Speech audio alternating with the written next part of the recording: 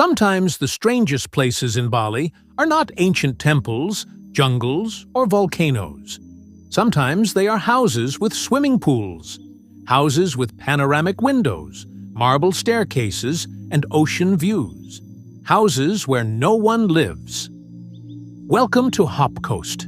Tonight, we travel to the southern edge of Bali, to the cliffs of Bukit, where the Indian Ocean crashes below, and where between luxury resorts and famous surf spots, dozens of abandoned villas remain hidden, unfinished, empty, burned pale by the sun, yet somehow never fully ruined. Locals sometimes say that some houses in Bukit stay empty not because of money, but because no one can remain there for long. The Bukit Peninsula feels like a different Bali.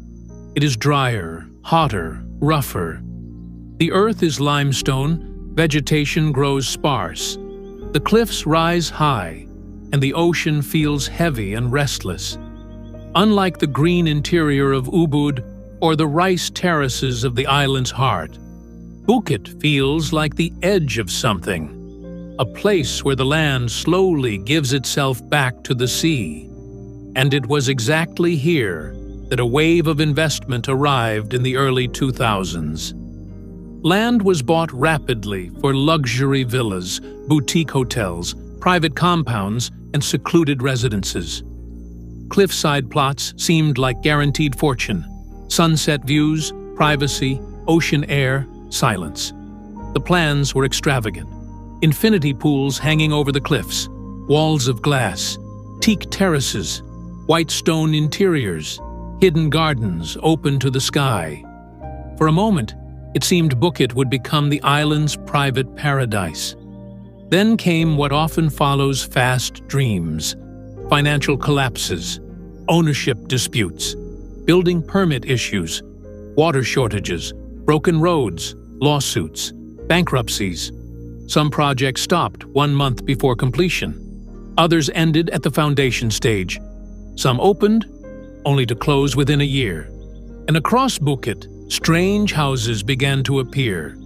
Too expensive to be accidents, too empty to feel normal. If you drive at night through Pekatu, Ungasan, Dreamland, or the roads between Balangan and Binjan, you may notice them behind walls and gates. Sometimes it is a finished villa with a perfect facade, yet no light has appeared there for years. Sometimes it is a concrete skeleton surrounding a green pool filled with leaves. Sometimes only a gate remains, and behind it stands a silent house that looks as if its owners stepped out for 5 minutes and never returned. By day, these places seem like failed investments. By night, they become something else. In Bali, space is not viewed as empty land waiting to be purchased. A place must first be aligned with what already exists there. The spirits of the ground, the water, the directions, the unseen balance of the site. That is why ceremonies are often held before construction begins. Offerings are made, priests are invited. The land is asked for permission. If this is ignored, locals speak carefully. The house may refuse people.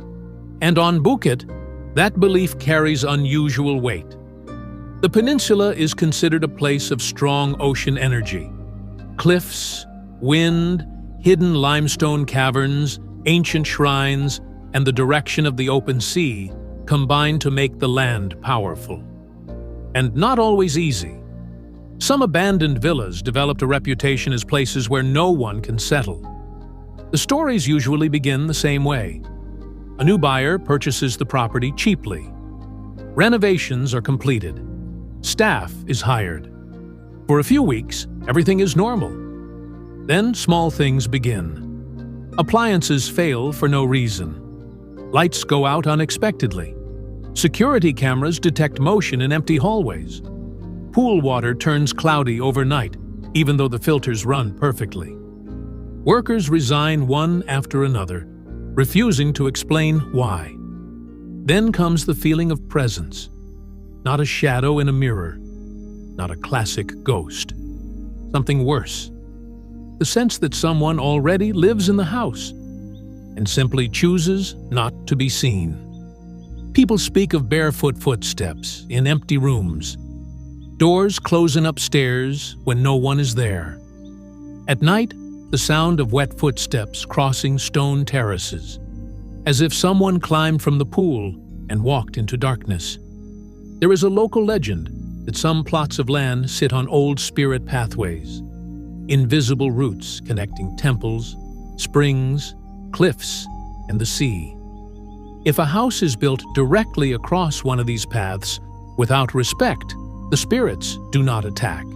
They simply continue passing through. That, some say, is why certain villas always have slamming doors, cold drafts with no wind, and rooms no one wants to sleep in.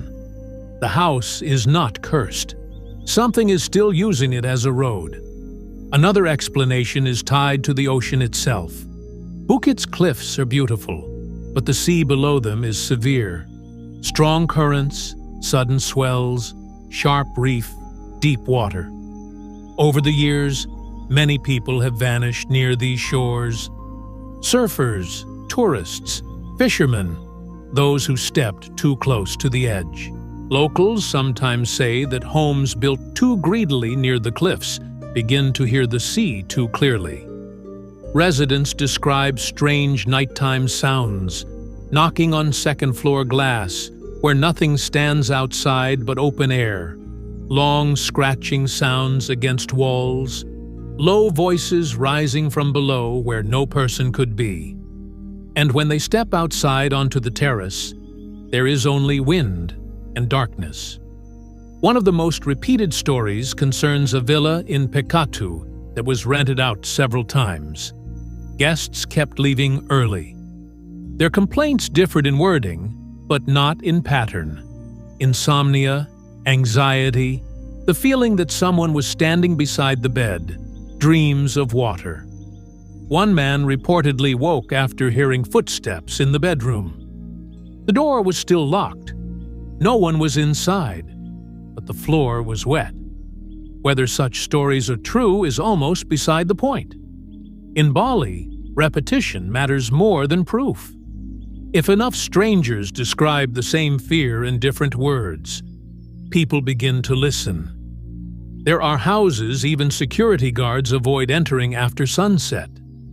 They will watch the gate, but not cross the threshold. Some leave small kanang sari offerings at the entrance, woven trays of flowers and rice. Officially, it is for good luck. Unofficially, it is to keep the peace. Some abandoned villas remain standing for years, almost untouched. In the tropics, this is unusual. Metal rusts quickly. Wood rots. Paint peels. Nature reclaims everything. Yet some houses in Phuket seem suspended in time. Dust gathers. Leaves float in the pool. Cracks spread across the walls. But the place does not feel dead. It feels like it is waiting. For what? No one can say. Some believe it is only economics and superstition. Others say there are no truly empty places in Bali. Only places where people fail to hear the warning. And if you drive the Phuket roads late at night, past locked gates and white stone walls, you may sometimes notice a lit window in a villa where no one has lived for years. Perhaps it is a caretaker. Perhaps it is headlights reflecting through glass.